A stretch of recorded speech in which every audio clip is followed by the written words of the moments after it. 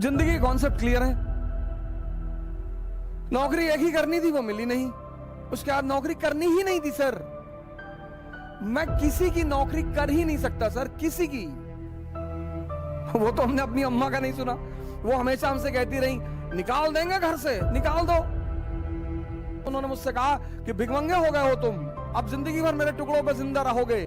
Sir माँ बाप की मोहब्बत महान तो होती है सर, कभी कभी उनकी नफरत बड़ी फायदेमंद होती है सर। लेकिन संघर्ष डरने की चीज नहीं है सर, संघर्ष मजा लेने की चीज है सर।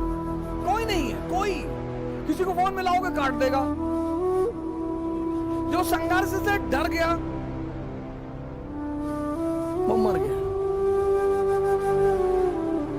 अब तो कोई डरा ही नहीं सकता सर। हर रंग हर रूप जीवन का देखा है सर, हर मौसम देखा है।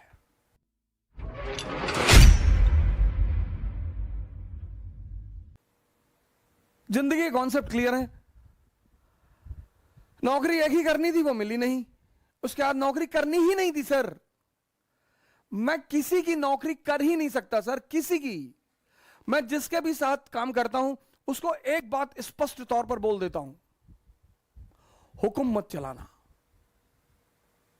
वो तो हमने अपनी अम्मा का नहीं सुना। वो हमेशा हमसे कहती रही, निकाल देंगे घर से, निकाल दो।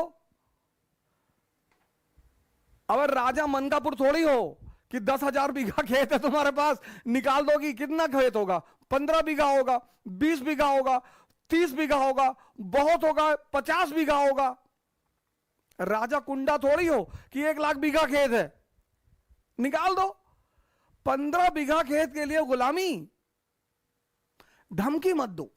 और जब मेरा अंतिम अटेंड निकल गया और जब उन्होंने मुझसे कहा कि भिखमंगे हो गए हो तुम, अब जिंदगी भर मेरे टुकड़ों पर जिंदा रहोगे, उनकी इस लाइन ने भी जिंदगी को बदला सर। मैंने कहा ताने मत दो, कहीं दे रही हूं, हिम्मत है तो जी के दिखाओ। हाँ, मैंने कहा दिखाएंगे। बोली जा रहे हो क्या घर से? मैंने कहा जी। हाँ, बोले तो ये कपड़ा भी उतार दो, ये पैंट, ये शर्ट और वो अंडरवियर बनियाइन, वो भी मेरे ही पैसे की है, बहुत ताव है तो उतार के जाओ। सर मां बाप की मोहब्बत महान तो होती है सर, कभी कभी उनकी नफरत बड़ी फायदेमंद होती है सर। अगर वो मुझे नहीं भगाती ना, मुझे सहारा दे देती, भगवान के आशीर्वाद से हमारे साथ हैं, और मैं उनसे कहता हूं कि अगर आप मुझे सहारा दे देती तो मैं एमबीए कर लेता, मैं आपके साथ वकालत कर लेता, आप मुझे लखनऊ हाई कोर्ट में स्टैब्लिश करा देती, शायद मैं भी एक आम इंसान की तरह ही रह जाता। लेकिन उनका वो भगाना, वो वरदान बन गया सर। बहुत बहुत बड़े सहयोगी रहे मेरे संघर्ष के।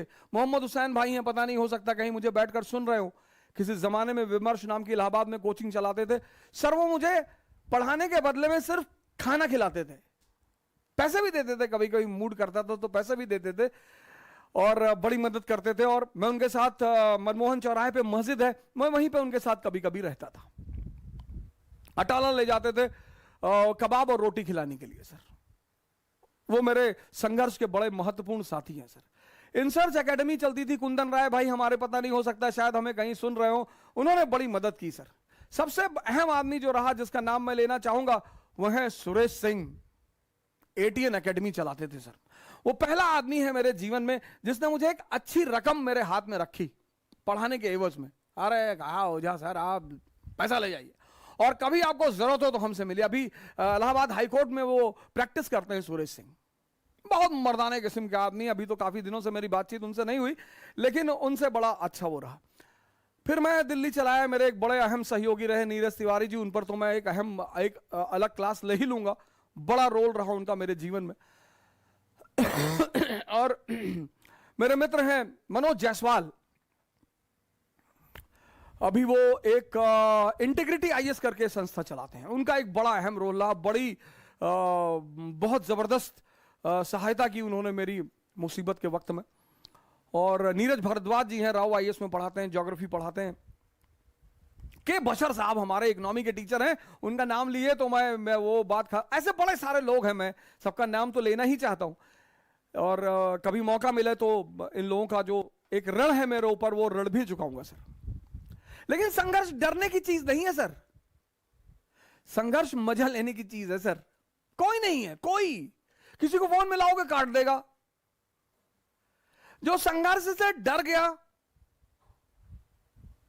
वो मर गया। सर मैं आगरा पढ़ाने गया, हमारे अमित भाई वहां कोचिंग चलाते हैं, सीएन सेंटर ऑफ एम्बिशन, ऐसे कुछ नाम है उनकी कोचिंग का, सेंटर ऑफ एम्बिशन आगरा में है, बड़ी फेमस कोचिंग है। अमित भाई चलाते हैं, अमित सिंह हमारे बहुत जबरदस्त आदमी, बड़ा फैंटास्टिक टाइप के आदमी है। आज भी हमको बुलाते हैं वो।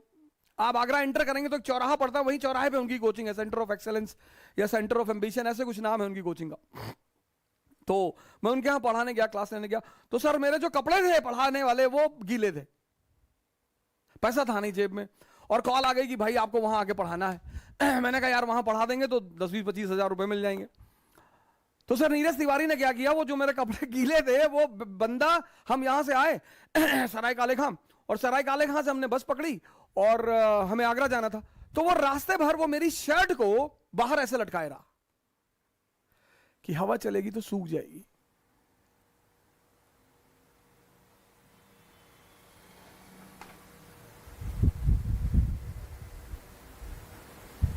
अब तो कोई डरा ही नहीं सकता सर।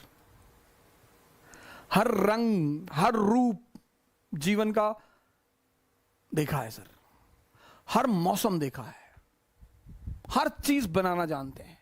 मटन करी बना ले तो ताराचंद में बम बनाना भी सिखाया जाता है सर। हमारा केपीयूसी छात्रावास तो उसमें डिग्री देता है सर इलाहाबाद में कि कितनी आवाज पैदा होती है। इलाहाबाद एक बहुत ही महान सेंटर है सर, बहुत महान, विद्या का क्षेत्र है, हिंसा का क्षेत्र है, क्रांतिकारियों का क्षेत्र है, और उसको फिर से एक बार भारत के पटल पर उभरना पड़ेगा। जब भी भारत का पुनरुत्थान होगा तो उसकी धारा फिर से इलाहाबाद से ही बहेगी क्योंकि उस मिट्टी में है कुछ। हमारे यूनुस खान साहब हैं, परिवर्तन आईएएस चलाते हैं, बहुत ही जबरदस्त आदमी, पॉलिटी पढ़ाते हैं, और क्या पॉलिटी पढ़ाते हैं सर। तो मैं ये कहना चाहता हूं कि संघर्ष अब तो सर ये लगता ही नहीं सर। यही मैं आपसे कहता हूं, कभी फुर्सत मिली तो अपने ऊपर ही पूरी कहानी सुना दूंगा।